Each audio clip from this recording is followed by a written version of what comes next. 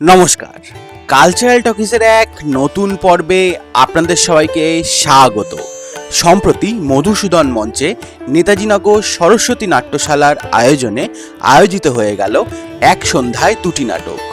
চলুন দেখে নেওয়া যাক এই অনুষ্ঠানের কিছু ঝলক। ভীষণ সুন্দর দেখতে, স্মার্ট, হ্যান্ডসাম, তাছাড়া এত ভালো একজন অভিনেতা। নিশ্চয়ই রেগুলারলি কোনো না কোনো মেয়ে তো প্রপোজ করেই। ইটস ট্রু যে আমি প্রচুর টেক্সট পাই, কিছু দেখি, কিছু দেখার সুযোগ হয়ে ওঠে না, বাট নট ইন্টেনশনালি। বাট যেগুলো দেখি তার মধ্যে কিছু text is really very impressive. আমি সেগুলো রেশমিকে ফরওয়ার্ড করে দিই। ওহো রিয়েলি? তো বিয়ে করছো না কেন? Tough question. দেখো, রেশমি এই মুহূর্তে তার কেরিয়ার নিয়ে খুব ব্যস্ত এবং আমার হাতেও অনেকগুলো প্রজেক্টস আছে। সো সন্ত, সন্ত, এই সন্ত। হ্যাঁ হ্যাঁ হ্যাঁ দাদা, কোথায় ছিলিস এখন? হ্যাঁ, তোমারই ব্যাগটা গাড়ি থেকে আনছিলাম। এই লোকটা বাড়ির মধ্যে ঢুকলো কি করে? আমি ঢুকিয়েছি। আমি ঢুকেছি মানে? চেনা নেই, জানা নেই, কোনো অ্যাপয়েন্টমেন্ট নেই, হুট করে একটা লোককে বাড়ির মধ্যে ঢুকিয়ে দিলি। সন্তু, তোর কি দিন দিন কাণ্ডজ্ঞান লোক পাচ্ছে না কি বলতো? দাদা দাদা বলছি, একটা সেকেন্ড অন্তত আমার কথাটা একটু শোনার চেষ্টা কর। কি শুনবো বল? আমি তো রোজ সকালে বাজার করতে যাই। তা আজকে যখন সকালে আমি বাজার করতে যাচ্ছিলাম তখন দেখি ইনি গেটের বাইরে দাঁড়িয়ে আছে।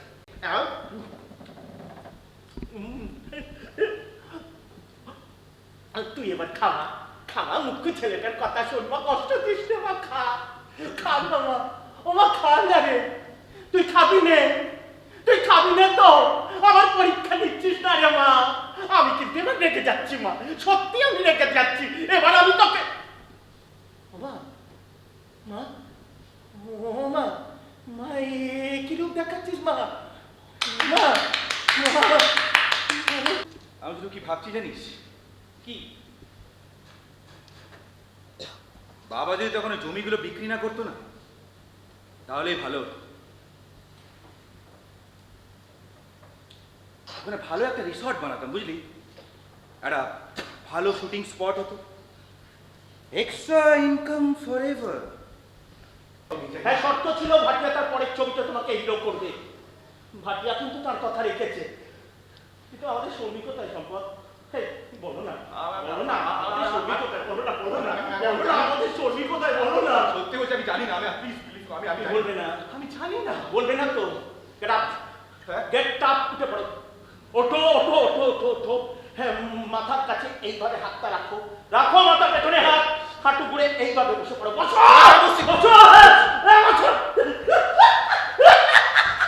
কিন্তু তুমি যে আবার ওই শর্মীর মতো নিষ্পাপ সহজ সরল মেয়েগুলোকে নষ্ট করবে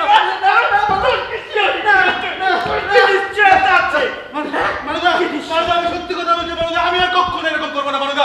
মানুদা দেখো, আমি কিন্তু তোমার নিজের লোক মানুদা, স্বজন তোমার, প্লিজ।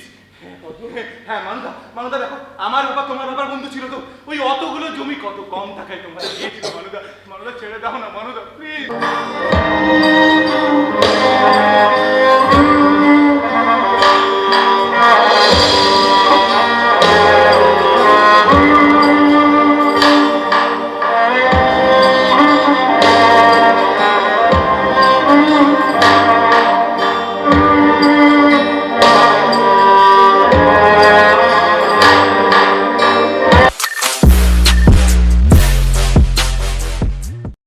ভালো লেগেছে যে একটু মানে আমাদের ক্লাসিক্যাল মিউজিকে যেরকম প্রথমটা খুব আস্তে শুরু হয়, তারপরে আস্তে আস্তে নাটকের ক্লাইম্যাক্স ওঠে, তো এটাও ঠিক সেই রকমই ভালো লেগেছে, বেশ ভালো লেগেছে। সব মিলিয়ে অভিনয় এবং কম বয়সের যারা অভিনয় করেছে ভালো।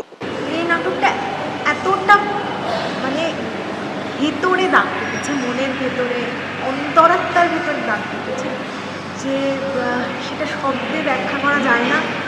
কিছু কিছু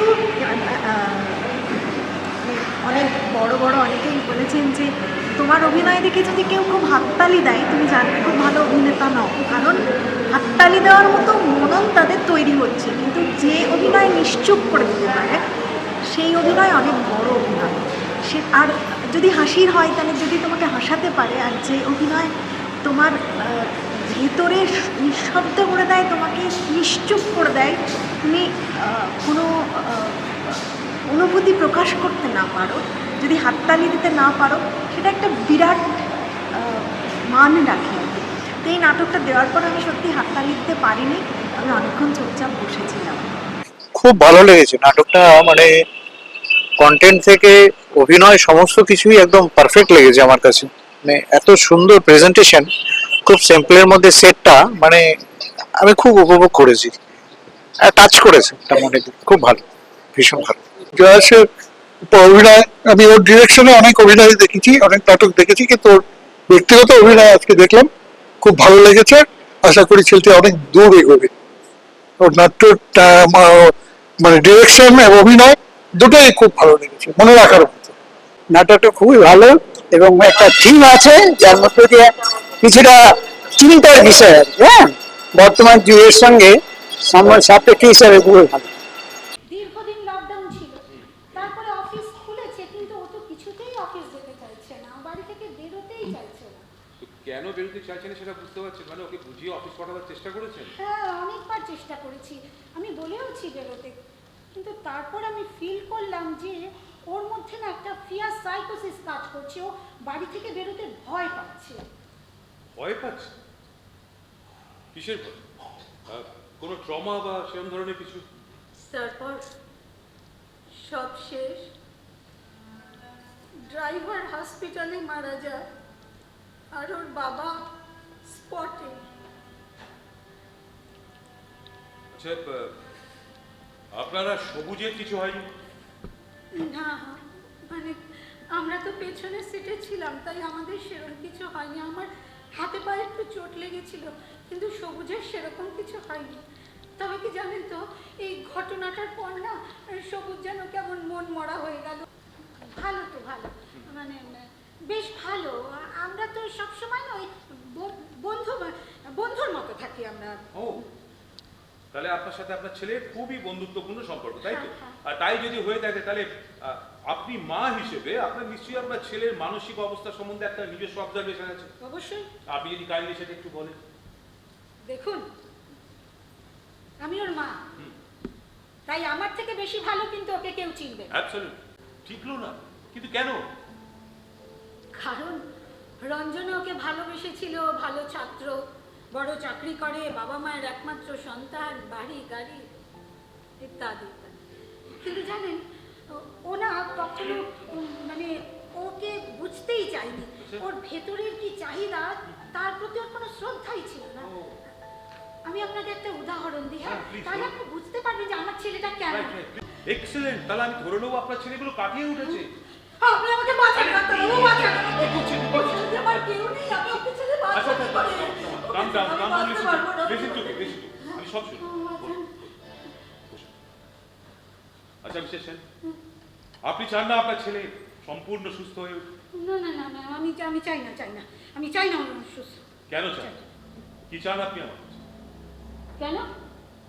এই মাত্র আপনি বললেন যে আমার ছেলেটা সুস্থ ও স্বাভাবিক।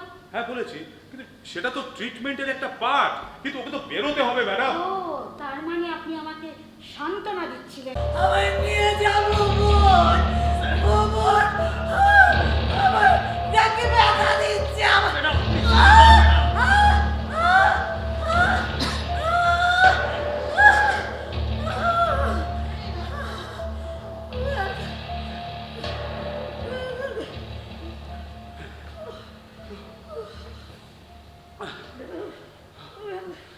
তুমি সব জিনিস এরকম ওলট পালট কেন করে দিচ্ছ বলো তো? আচ্ছা মা, তুমি কি চাইছো? তুমি কি চাইছো আমি অফিসে যাবো না? মা, এরকম দিনের পর দিন চলতে থাকলে আমাকে কিন্তু অফিস থেকে বের করে দেবে, আমার আর কাজটা থাকবে না। মা, তুমি কেন এরকম আমার সাথে করছো? যখনই আমি অফিস যেতে যাচ্ছি তুমি সব কটা জিনিস এদিক ওদিক লুকিয়ে রেখে দিচ্ছ। মা, ও মা, মা তুমি রঞ্জনাকে কি বলেছো? মা, তুমি রঞ্জনাকে কি বলেছো? মা, রঞ্জনা তো আমাকে আর ফোন করছে না। কেমন লাগলো?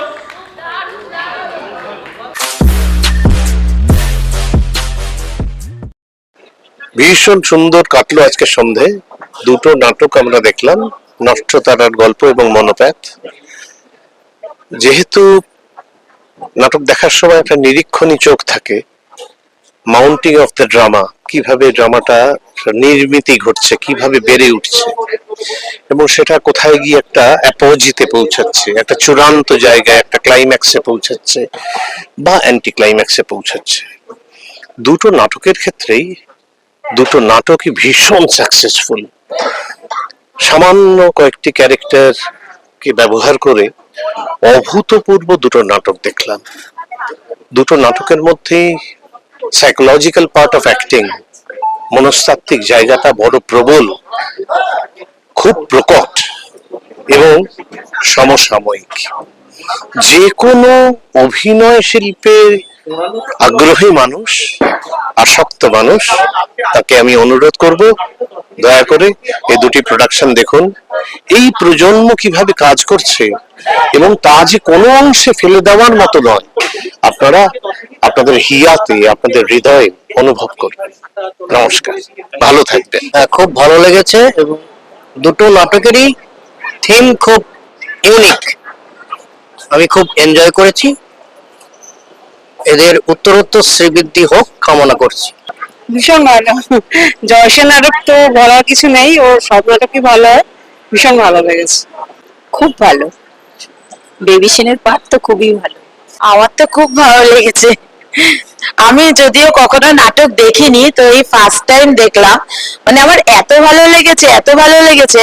বিশেষ করে যে পার্থদা ছিলেন, ওনার যে মানে রামকৃষ্ণ দেবের অভিনয়টা যে আমার ভীষণ ভালো লেগেছে। পুরো ওনার গড়নটাও রামকৃষ্ণ দেবের মতন, আর আমার ভীষণ ভালো লেগেছে, খুব ভালো দারুণ লেগেছে, খুব ভালো লেগেছে। দুটো নাটকই খুব ভালো হয়েছে, আর পার্থদার অভিনয় তো দারুণ। খুব ভালো লাগলো। বেবি সেনের আমার সালামও খুব সুন্দর লেগেছে, ভালো লাগছে। ভীষণ ভালো, খুব ভালো। দ্বিতীয়টা ভীষণ ভালো হয়েছে। আর বেবি সেনের অভিনয় তো মানে বলার কথা না, মানে আমি তো নেগেটিভ হই, মানে ওই মানুষটা যে এইরকম ভাবে অভিনয় করতে পারে ফার্স্ট আমি দেখলাম, আমার ভীষণ মন ছুঁয়ে গেছে, খুব ভালো।